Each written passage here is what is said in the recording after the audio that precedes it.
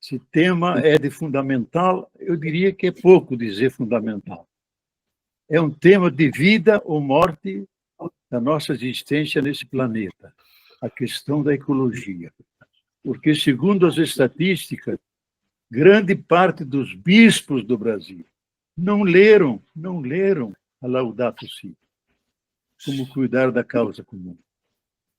Por quê? Porque não é um tema que tem centralidade para eles, mas é o tema central para a humanidade, dirigido à humanidade. Porque ele estava profundamente convencido de que nós estamos numa guerra aos pedaços,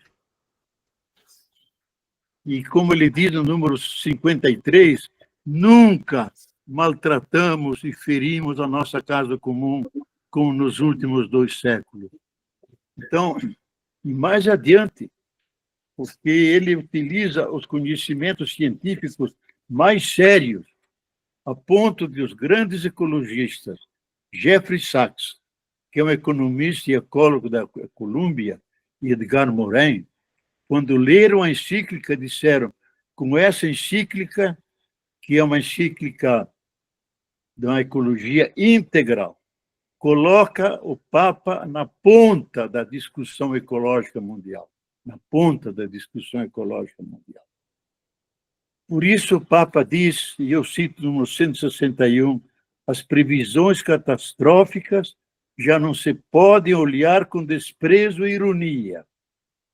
As próximas gerações poderemos deixar demasiadas ruínas e desertos e lixo. O estilo da nossa vida, por ser insustentável, só pode desembocar em catástrofes. Veja que são palavras sérias esse papo. Eu incluo, e eu acho que devemos pensar juntos, e vocês também gostaria que incluíssem isso, a Fratelli Tutti, porque ele avança algumas questões que não estão na Laudato Si. Na Fratelli Tutti, ele diz uma frase extremamente importante. Estamos todos no mesmo barco. Ou nos salvamos todos, ou ninguém se salva. Ele era muito frequente no Twitter e escreveu 5 vezes essa frase nas várias línguas. Então, ele estava profundamente convencido do risco que a inteira humanidade está sofrendo, como nunca antes na nossa história. O destino comum está nas nossas mãos. Até hoje, a Terra nos dava tudo o que nós precisávamos. Não precisávamos cuidar muito dela. Quando a grande crise de 1928, pela crise econômica, o pressuposto é que a Terra está aí com bens e serviços ilimitados, e a economia podia ir adiante. Agora não. Como o Papa diz no número 161, a Terra não suporta. É mentira. Os papas geralmente não falam isso. Ele diz, é mentira pressupor que a Terra tem bens e serviços ilimitados que permitem um projeto de crescimento e desenvolvimento ilimitado. A Terra não suporta isso. Então, nós não podemos supor que a Terra está inteira, que a Terra é um baú cheio de bens e serviços. Não gosto dessa palavra recursos. Isso é coisa de capitalismo. Os ecólogos, os indígenas falam bens e serviços ou as bondades da natureza. As bondades da natureza. Nós não podemos mais pressupor isso. A Terra está sob a sobrecarga. Ela já não consegue atender todas as nossas demandas. Nós temos que ajudar a Terra. Por isso que Carl Sagan, esse grande astrônomo que ajudou os americanos a ir à Lua e voltar, deixou no seu testamento: até hoje a Terra nos dava tudo. Agora nós temos que ajudar a Terra para ela continuar aquela que nos fornece tudo para viver. A questão é política, não é só ecológica, não é só econômica. É uma decisão política de ajudar a Terra para continuar a ser aquilo que ela deve ser e sempre foi, aquilo que nos permite sobreviver sobre ela com decência e com suficiente de vida. Então, esse tema da ecologia é importante. Agora, a importância do Papa, que ele vai além do discurso convencional que domina o mundo, que é o discurso da ecologia verde. O Papa se deu conta que a ecologia tem que ser integral. Isto é, ela é um paradigma novo, não é uma técnica para atender às demandas e com medidas técnicas e medidas meramente humanas. Não. É uma nova relação, um novo paradigma de relação com a natureza, de tal maneira que nós e a natureza juntos nos relacionamos de tal maneira que ela nos dá tudo o que precisamos e nós ajudamos a ela para se regenerar. Carl Sagan diz, nós criamos o princípio da autodestruição. Com armas químicas, biológicas e nucleares, podemos destruir toda a vida na Terra. Por isso, nós, politicamente, devemos ajudar a Terra, para ela se regenerar e continuar a ser aquela que sempre nos alimentou durante todos esses milhões de anos que o ser humano está sobre o planeta. Então, o Papa foi sábio nisso. Ele se deu conta que a questão meramente ambiental do verde depende do tipo de sociedade que nós construímos, do tipo de políticas que nós levamos avante, do tipo de visão do mundo que nós temos. Então, se nós temos uma sociedade montada sobre aqueles mantras do capitalismo, que já tem mais de 3 séculos, que é a superexploração da natureza, com acumulação individual, sem nenhuma colaboração, mas com a mais férrea competição, visando uma acumulação infinita. Se nós seguirmos com esses mantras, nós vamos lentamente exaurir aqueles bens e serviços que são necessários para a manutenção e reprodução de nossa vida. Então, o tipo de sociedade que nós temos é uma sociedade energívora que move uma guerra contra a Terra, sem nenhuma chance de ganhar. Só dou um dado do Brasil. O 0,001%, que é composto por 1.492 pessoas, na média, embolsa 112 milhões de reais por ano, o que equivale a 300 mil reais por dia. Essa é a nossa sociedade brasileira. 8 pessoas no mundo, não 8 corporações, 8 pessoas no mundo possuem mais riqueza do que 4,7 bilhões de pessoas. Isso é mais da metade da humanidade. Então, uma humanidade que se organiza dessa forma, profundamente desigual. Desigual é uma categoria analítica. Eticamente, é uma injustiça social. Teologicamente, é um pecado contra Deus e contra os filhos e filhas de Deus. Essa é a nossa situação. Então, a ecologia se enfrenta com essa realidade. Ou nós mudamos de rumo, ou como diz Zygmunt Bauman, uma semana antes de morrer, era um grande analista do curso da história da modernidade. Diz, temos que darmos-nos as mãos e ser solidários. Caso contrário, vamos engrossar o cortejo daqueles que rumam na direção de sua própria sepultura. De sua própria sepultura. 3 dias depois morreu, talvez por causa disso, tá? Para não cair na sepultura, mas já caiu. Então, a situação é grave, e por isso é importante que a gente se conscientize, e grande parte dos chefes de Estado, começando por Trump, a maioria dos CEOs das grandes empresas são todos negacionistas. Não aceitam a crise ecológica, não aceitam o aquecimento global, não aceitam os limites da Terra. Dão por pressuposto que a Terra é um baú cheio de recursos e que nós podemos continuamente tirar e sempre ela se refaz. Não é verdade. Veja, todo ano a ONU publica aquilo que é a sobrecarga da Terra, the Earth Overshoot. Sobrecarga da Terra significa, o ano passado foi no dia 2 de agosto, este ano foi no dia 21 de julho. Significa que de janeiro até julho, nós consumimos todos os bens e serviços renováveis que garantem a nossa vida. Os cientistas dizem, não podemos chegar a março. Se chegar a março, será um colapso do sistema Terra, do sistema vida. Cada ano vai subindo.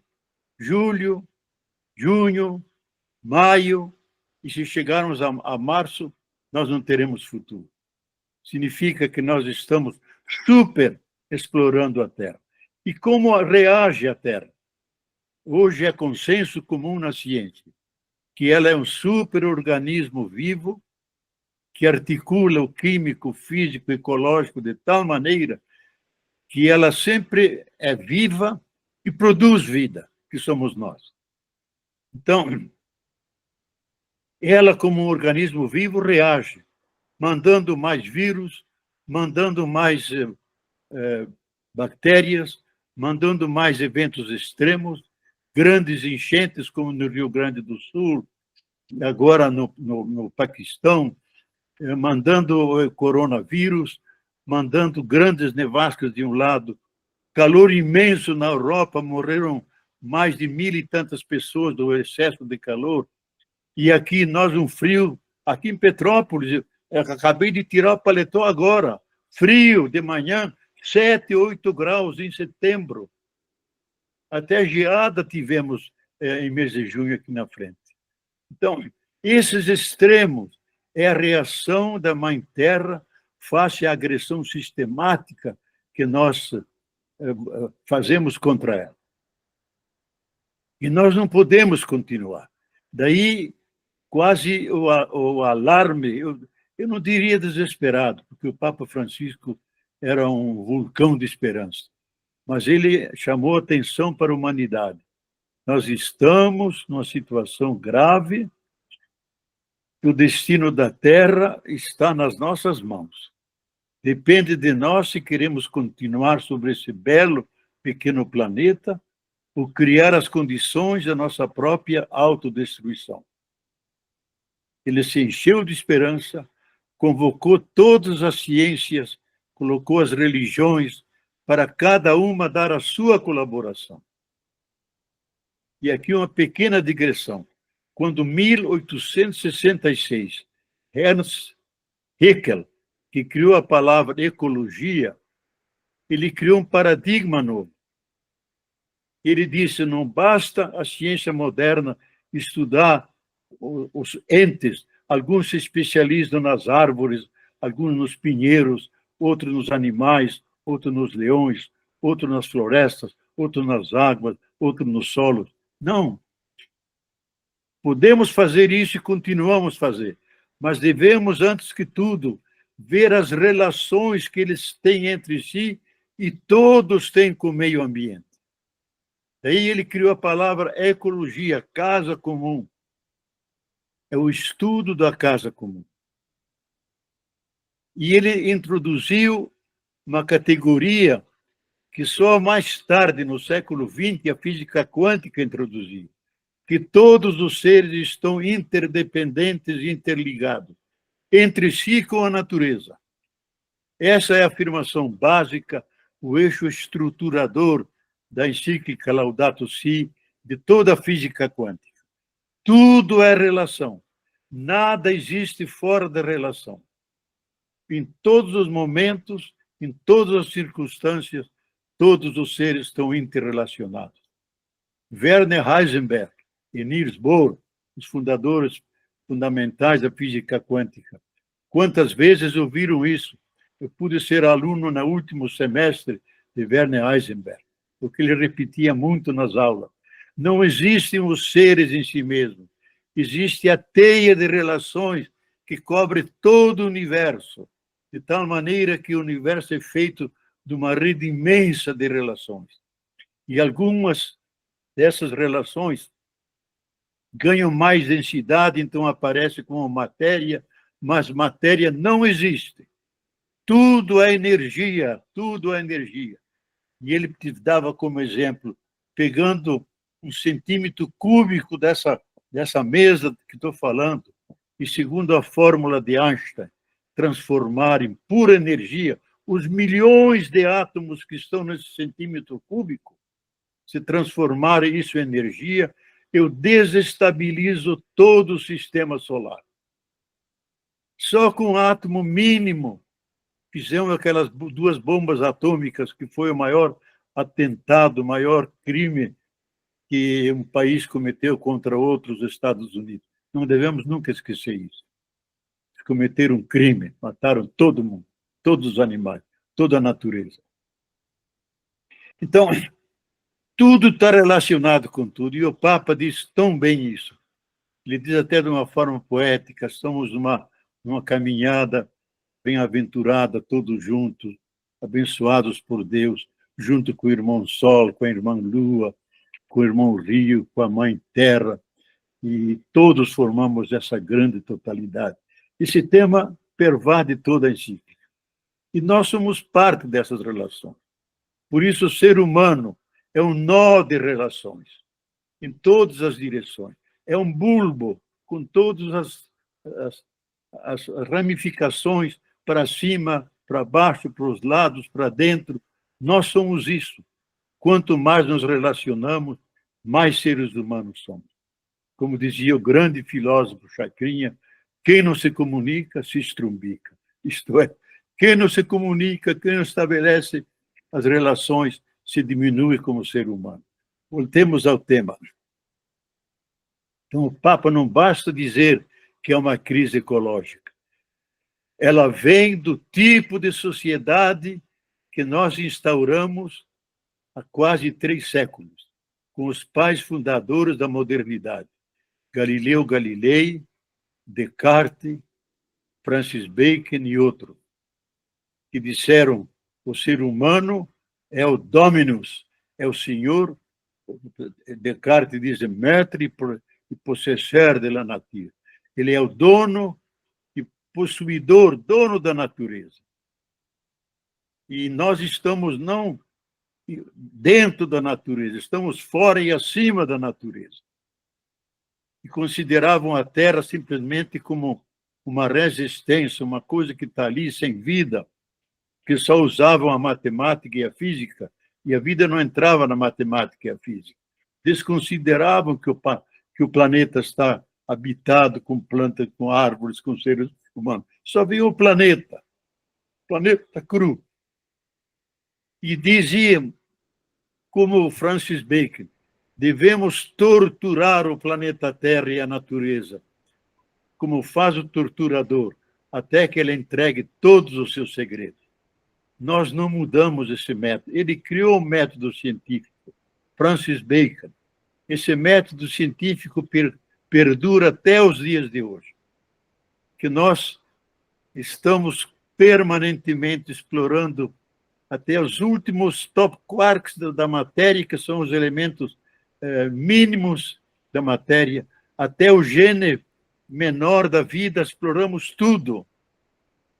Nós exploramos não para o bem da humanidade, exploramos para o mercado, para servir à acumulação, para o enriquecimento de alguns, como Deus dados diante, deixando grande parte da humanidade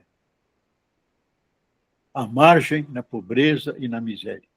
Então, nós temos que questionar a ecologia social, que tem a sua ecologia política, que estabelece estratégias de como montar a sociedade e como se relacionar com a natureza, de tal maneira que ela sempre beneficia esse pequeno grupo de pessoas, seja ao nível nacional, seja ao nível mundial, de tal maneira que nós vivemos no limite da extenuação da própria terra. Então,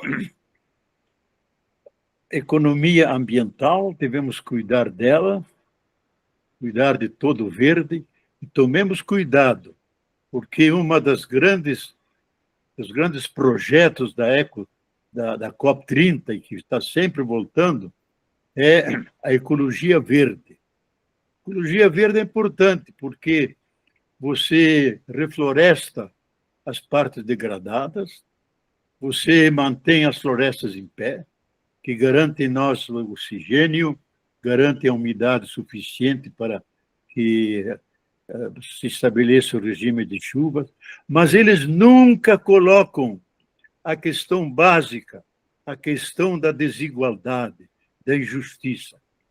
Pelo contrário, é a última grande trampa, o último grande engano que o sistema do capital está fazendo com a terra. Porque dizem, vamos tomar como exemplo a abelha. A abelha, eu aproveito o mel dela e negocio o mel. Agora, você negocia a capacidade de... Como é que se diz? A capacidade de ela... Deus me ajuda. A capacidade de ela polinizar as outras. O velho que esquece, quando esquece, inventa. Então, eles negociam a capacidade que a abelha tem de polinizar as outras plantas e flores. Então, tudo vira negócio. E nós não podemos cair nela. Tem que colocar a questão da desigualdade, porque se nós não colocarmos a desigualdade, eles poderão ter um planeta verde, a maioria, ou aqueles poucos se aproveitam deles, mas deixa a humanidade sem alimentação, ou alimentação insuficiente, ou à margem de todos os progressos que a civilização pode trazer. Isso é discutido em todas as COPs mundiais. Então, uma política, uma ecologia ambiental, devemos entreter uma relação com a natureza, não de dominação, como queriam os modernos, mas uma relação de cuidado, na Fratelli Tutti, e aqui eu quero avançar um pouco o tema, que o Papa, e com outros ecólogos também, estabelece um novo paradigma. Diz, há dois paradigmas que se confrontam, o paradigma do Dominus e o paradigma do Frater. O paradigma do Dominus é o paradigma do senhor e dono da natureza, o ser humano que se sente fora da natureza, em cima dela, com o direito de explorá-la de forma ilimitada, de forma irresponsável. E chegamos àquilo que chegamos hoje. O paradigma oposto a isso, que está na Fratelli Tutti, é estabelecer a travessia do senhor e dono para a travessia do irmão e da irmã. Todos somos irmãos e irmãs com os seres da natureza, porque todos, segundo o Gênesis, inclusive o ser humano, vieram do pó da terra. E nós temos hoje um dado da ciência, quando, em 1952, Crick e Watson descodificaram o código genético, aquela espiral que compõe os elementos básicos que constroem a vida, 1952. Descobriram, por grande surpresa deles, que todos os seres vivos, desde a célula mais originária, de 3,8 bilhões de anos atrás, passando pelas grandes florestas, que é o nosso carvão de hoje, passando pelos dinossauros, que viveram 130 milhões de anos sobre a Terra, que é o nosso petróleo, passando pelos cavalos, pelos colibris, pelo beoso, pelo Celso e por mim, todos temos o mesmo código genético de base. Os mesmos 20 aminoácidos e as mesmas 4 bases fosfatadas. Dizendo numa linguagem pedestre, todos somos feitos por 20 tijolinhos diferentes que se unem por 4 tipos de cimento diferentes. Só a combinação deles faz a biodiversidade. E nós somos, por isso, irmãos e irmãs com todos os seres da natureza. Não estamos fora, estamos dentro. A natureza não está lá, a natureza está aqui. Eu sou natureza. Com o imperativo ético que está em Gênesis 15, 2:15, de guardar e cuidar esse jardim bem-aventurado que é o Jardim do Éden. Guardar e cuidar da terra, porque essa é a nossa missão. Somos os últimos dos grandes seres a entrarem na evolução. Quando a evolução estava quase concluída, faltando apenas 4 ou 5 segundos, se a gente reduzir os 13,7 bilhões de anos para um ano cósmico, isso os grandes cosmólogos fizeram, como Brian Swift, Thomas Berry e outros, nós aparecemos lá em cima, alguns 2, 3 minutos antes de se fechar o processo da evolução. Somos os últimos a entrar. E aí muitos se perguntam, nós entramos para ajudar e salvar a Terra ou entramos para acabar e destruir o processo da evolução? Tem muitos que pensam que nós entramos para destruir e que estamos aí como... Isso pensava o maior biólogo do século XX, que acabou de morrer, era especialista em Amazônia, em formiga, adorava o Brasil, que era Edward Wilson. Leia o livro dele, O Futuro da Vida, ou A Criação, que é um livro extraordinário, que é uma carta que ele dirige às 2 grandes forças que ele considera que poderão salvar a Terra, que é as religiões do mundo, porque elas dão o sentido, a ética às pessoas, e a moderna ciência. Diz, a ciência tem que seguir os ditames da religião, fazer uma ciência com consciência, a serviço da vida e não a serviço do mercado. E a ciência diz às religiões, não considerem sagrado só o Alcorão, só a Bíblia, só os textos sagrados da Índia. Tudo é sagrado, porque tudo veio daquele fundo de energia poderosa e amorosa que é Deus. Se nós fizermos essa aliança, lá no fim do livro ele diz, eu sou ateu, mas se nós não fizermos essa sagrada aliança entre a ciência moderna e as religiões, nós não salvaremos a vida na Terra. Vale a pena ler o livro, que tem dados formidáveis, é como ler um romance. Então, ele diz isso, Edward Wilson. Nós somos o Satã da Terra, que está destruindo tudo. E ele incorporou aquilo que muitos cientistas, um grande biólogo holandês, Cruijsen, que é prêmio Nobel de Química, introduziu o termo que nós fundamos uma nova era geológica. Saímos do Holoceno, que teve 10.000 anos, mais ou menos. Entramos numa nova era geológica que ele chama de antropoceno. Ele diz, é o ser humano, não um meteoro rasante que cai sobre a Terra e destrói muitas coisas. É o ser humano que está destruindo a vida, destruindo as florestas, destruindo os equilíbrios climáticos. Ele diz, ele se fez o Satã da Terra e transformou o Jardim do Éden num matadouro. Num matadouro. Ou nós mudamos o ser humano, ou ele não terá, ou a Terra não vai querê-lo mais sobre sobre o seu terreno. E ele diz mais, não só há o antropoceno, tem o necroceno. Necros em grego é morte. Ele dá os dados que nós estamos matando por ano entre 70 a 100 mil espécies diferentes, que vivem já milhares, milhões de anos sobre a Terra. Mas, dada a voracidade do sistema industrialista nós estamos matando 70 a 100 mil espécies diferentes e há 1 milhão de espécies ameaçadas. Então, diz, nós estamos no necroceno. Nos últimos 2 anos, vários cientistas e a Universidade de Wisconsin criou um departamento chamado o Piroceno. Piros em grego é fogo.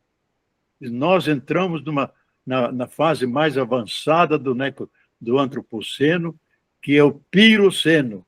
Fogos por todas as partes da Terra. Fogos que não os seres humanos tacaram fogo. É que o solo ficou demasiadamente quente.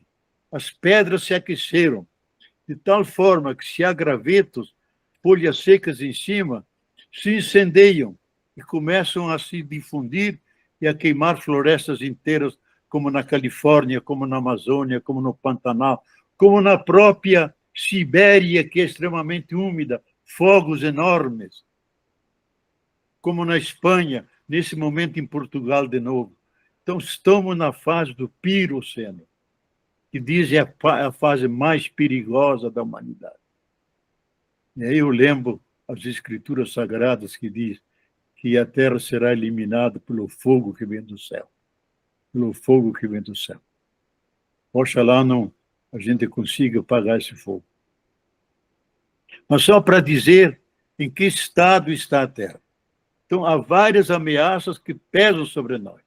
Daí a necessidade de incorporarmos, termos uma atitude radicalmente ecológica em tudo que fazemos, ter uma relação de afeto com a natureza, com as plantas, com os animais, com as águas, com as montanhas, uma relação não utilitarista.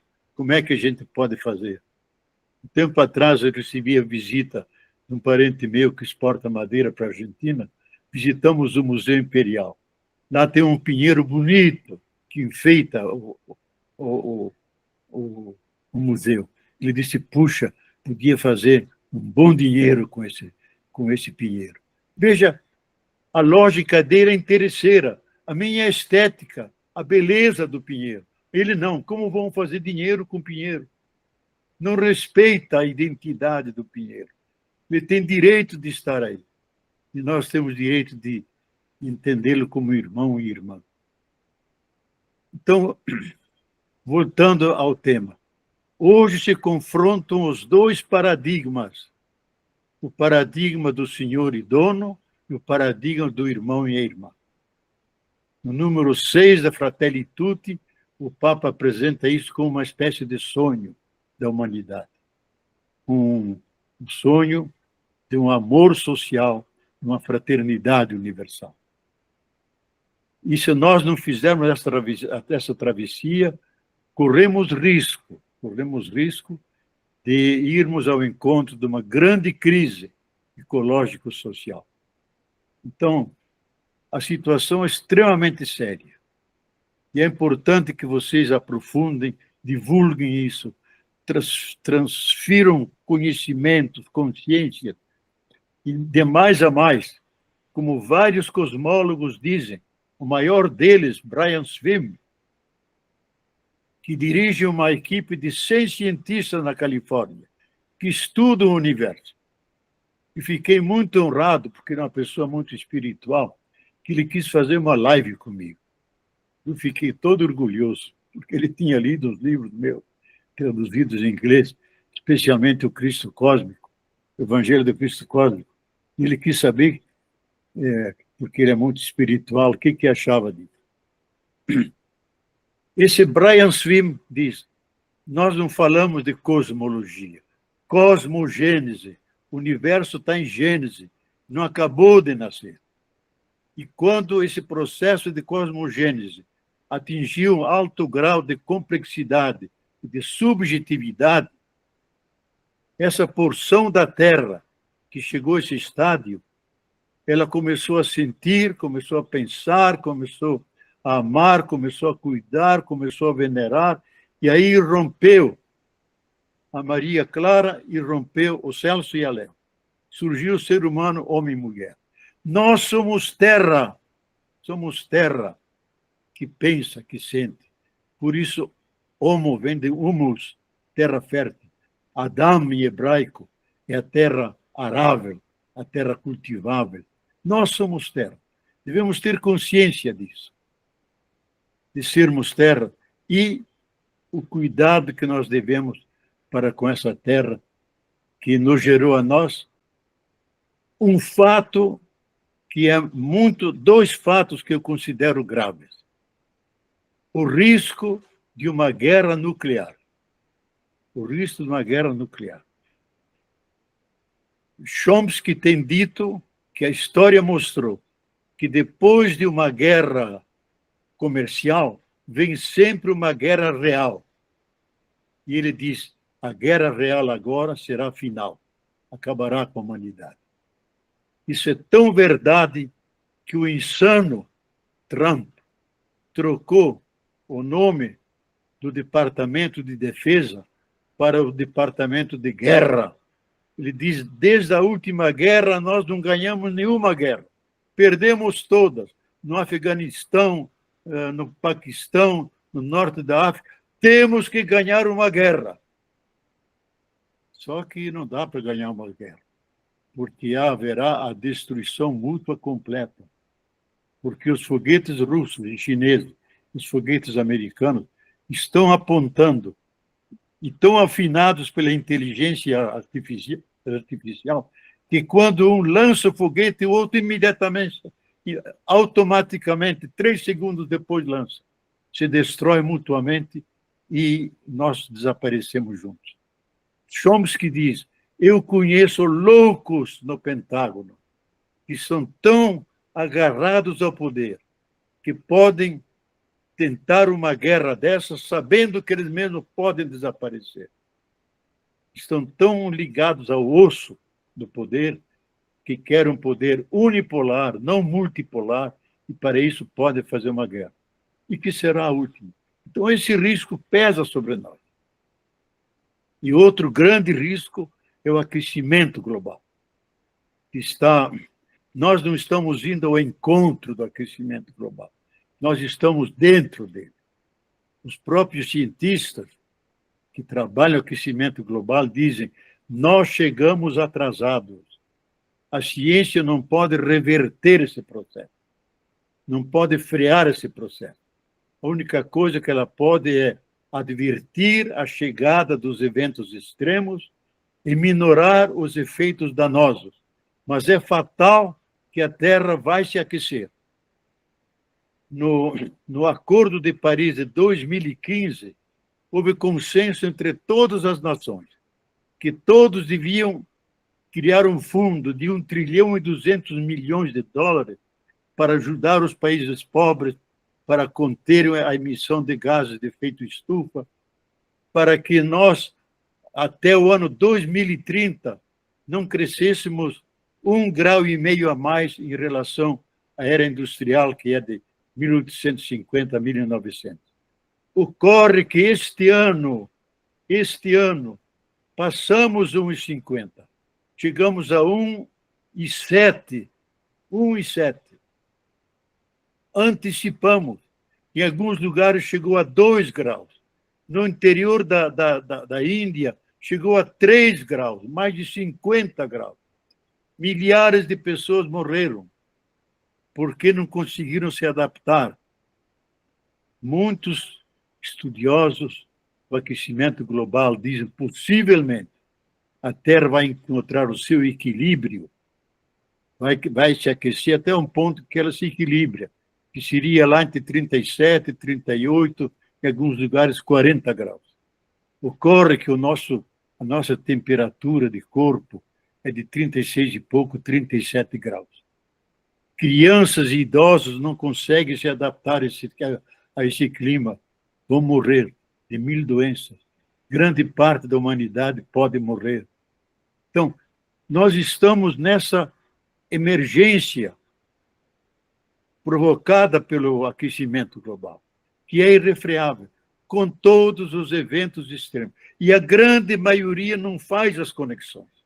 Eu vivo mandando no Twitter onde posso dizendo os gaúchos vão ter que emigrar do Rio Grande do Sul e ir para o Nordeste, que eles abominam os nordestinos, para poder se salvar.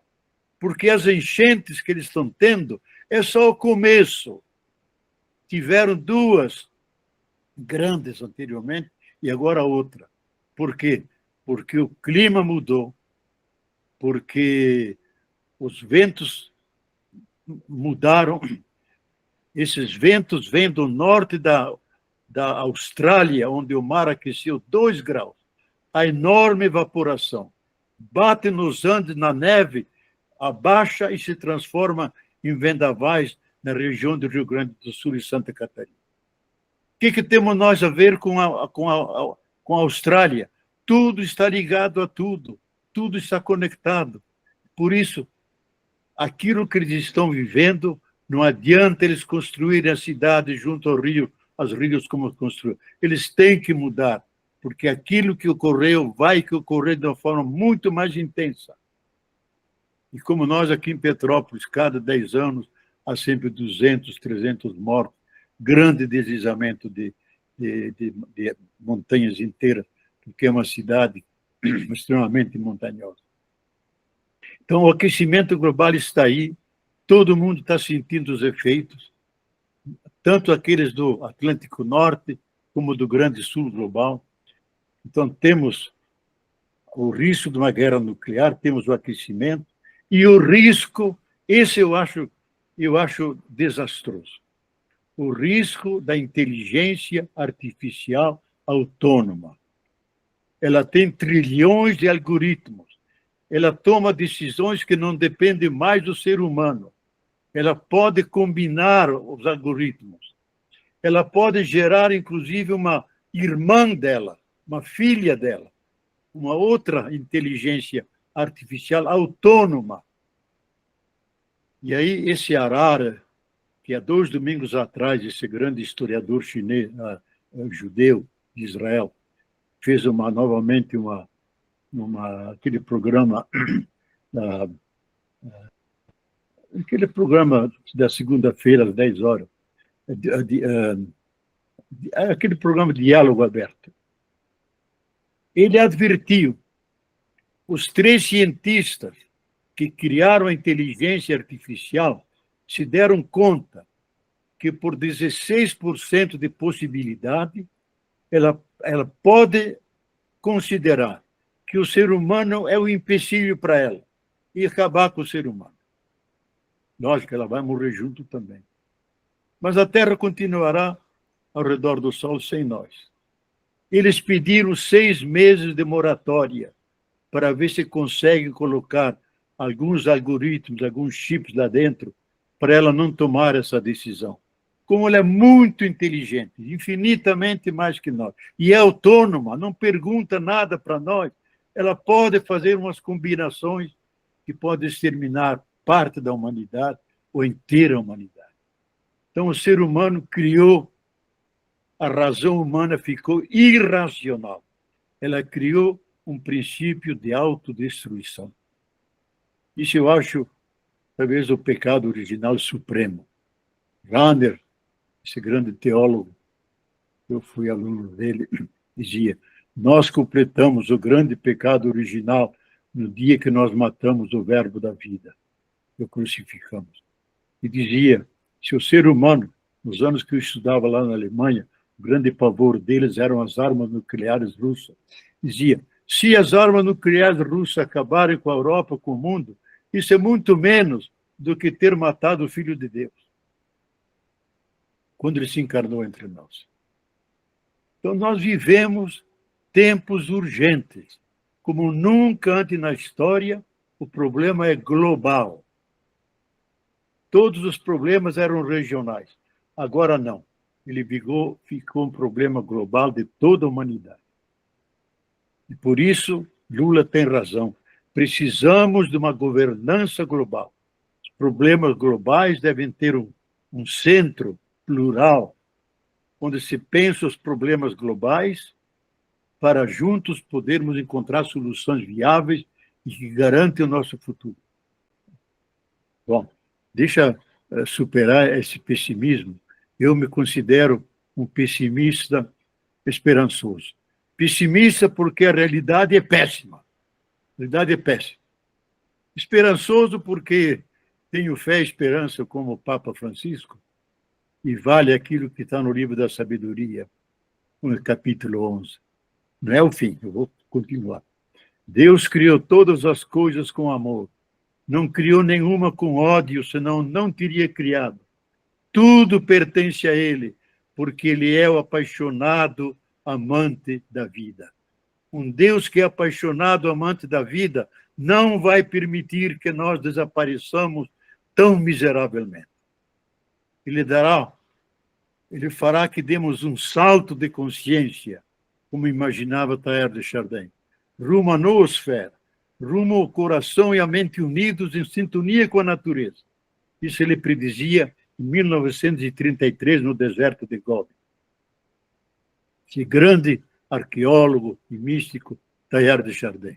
Oxalá a humanidade colocada junto ao abismo. Isso quem diz foi o primeiro que alarmou a humanidade com a questão ecológica, que foi Hans Jonas, com o livro Princípio e Responsabilidade. Está traduzido na voz. Ele diz, nós estamos na beira do abismo. Se o ser humano se der conta que pode cair, ele pode retroceder. Então, o medo e o pavor podem fazer que o ser humano, mais do que a responsabilidade coletiva, porque basta um ou dois não serem responsáveis, já estraga todo o negócio.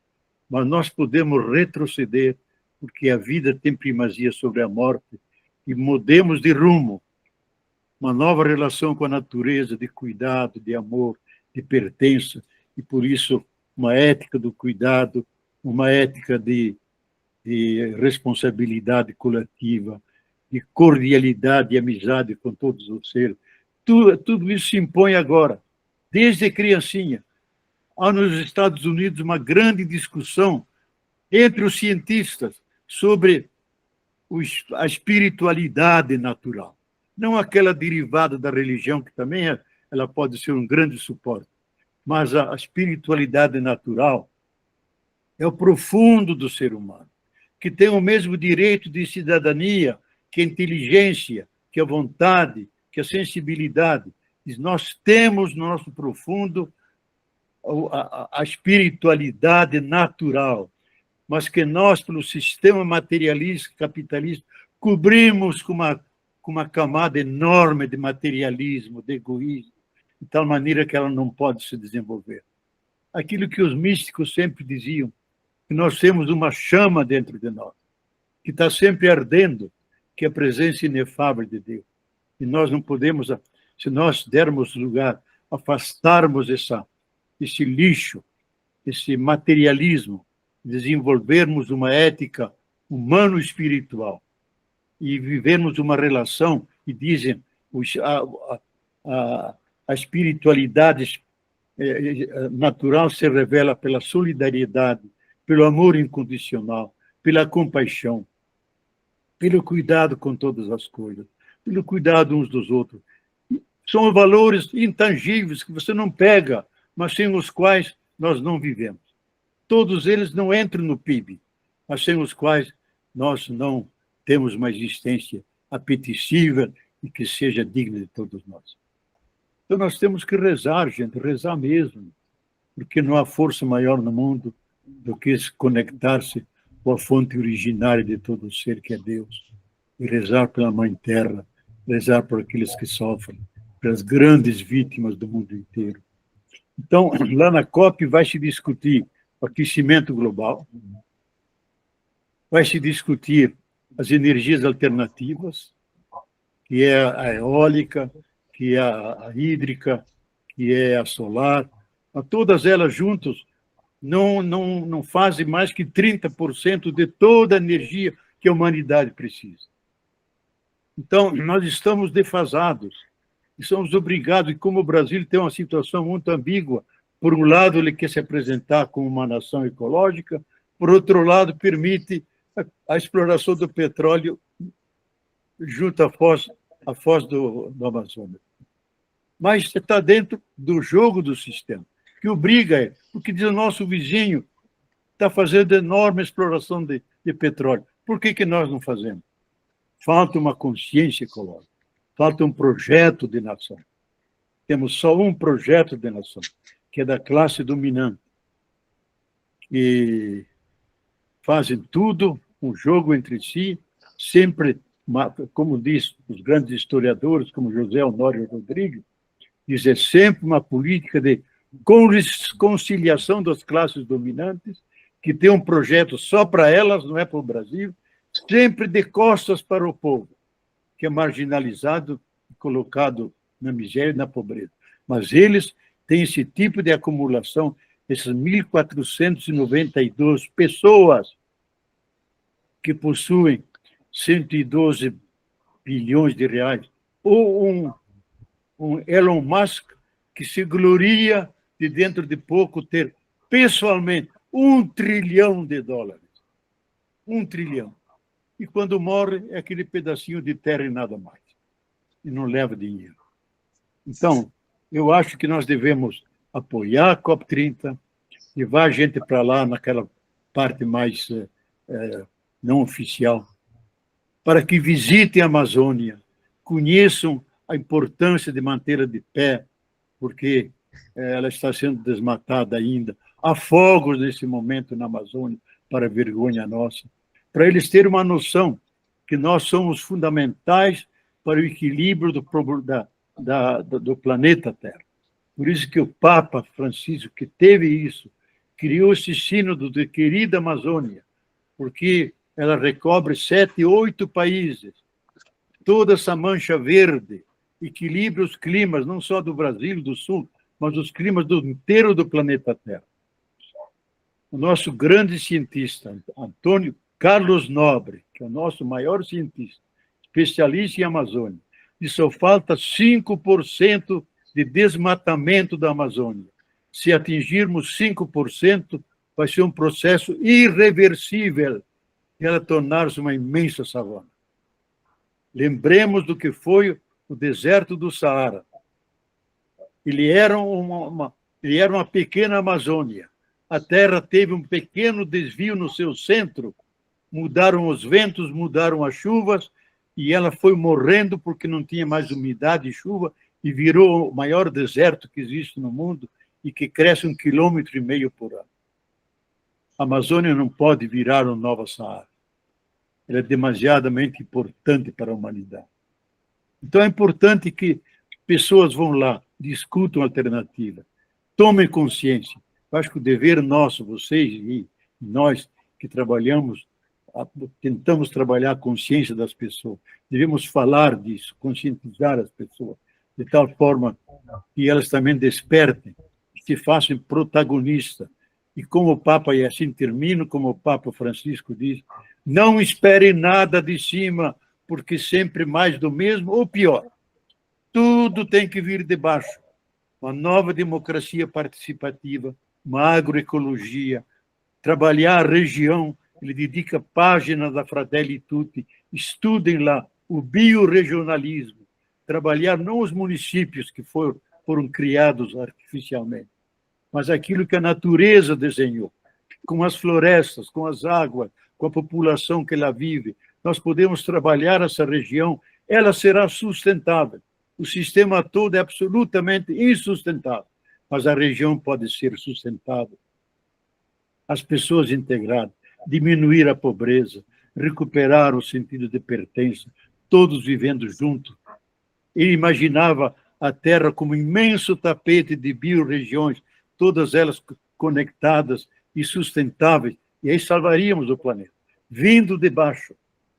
E de baixo estão se fazendo.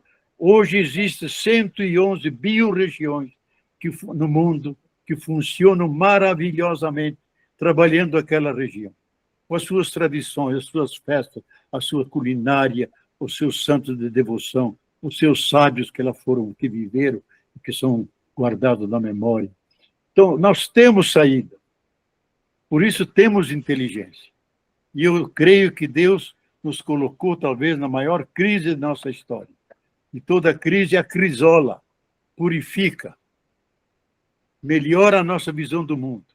Nós temos que mudar de visão, entender a Terra como a nossa grande mãe.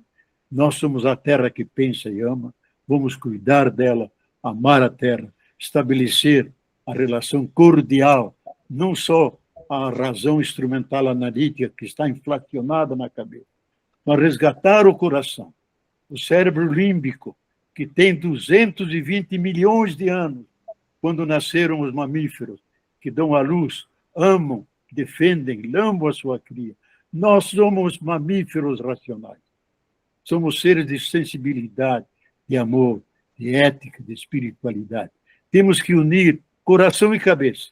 Precisamos da cabeça para dar solução à sociedade moderna, que é complexa, mas com coração, com afeto, com respeito do outro, com amor a todas as coisas, a tudo aquilo que existe e vive, porque aquilo que existe e vive merece viver. Termino com uma bela frase, a última frase do Papa na sua encíclica, que diz o seguinte: caminhemos juntos, irmãos, cantando, que as nossas lutas e as nossas preocupações por esse planeta não nos tirem a alegria da esperança.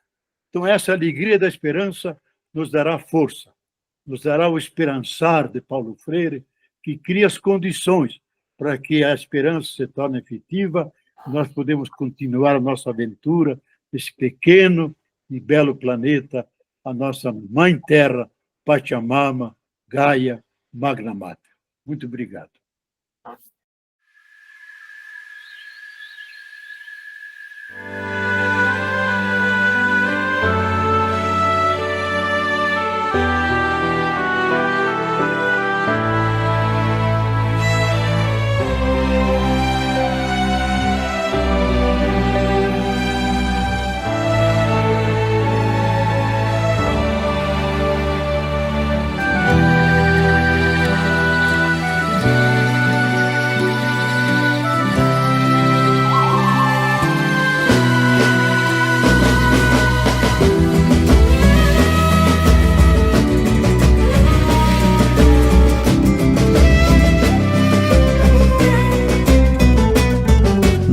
Vazante do rio, todos se põem ao plantio, pois quando as águas subirem, eis o maior desafio, que é viver a colheita de ser antes das águas revoltas, pois quando a vazante inundar, sei onde vou aportar o meu barco. Ribeirinhos guardiões da nossa casa comum, Laudato Si é Francisco chamando um a um. Hey! Ribeirinhos guardiões da nossa casa comum, Laudato Si é Francisco chamando um a um. Hey!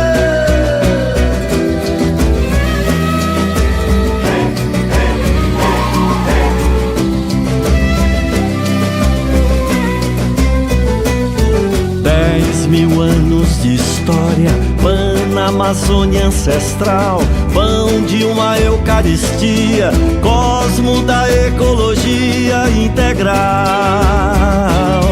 Nenhuma folha cai sem a vontade do Pai, pois na vazante da vida, Cristo é semente de luta e de paz. Ribeirinhos guardiões da nossa casa comum, Laudato Si é Francisco chamando um a um. Ribeirinhos guardiões da nossa casa comum, Laudato Si é Francisco chamando um a um.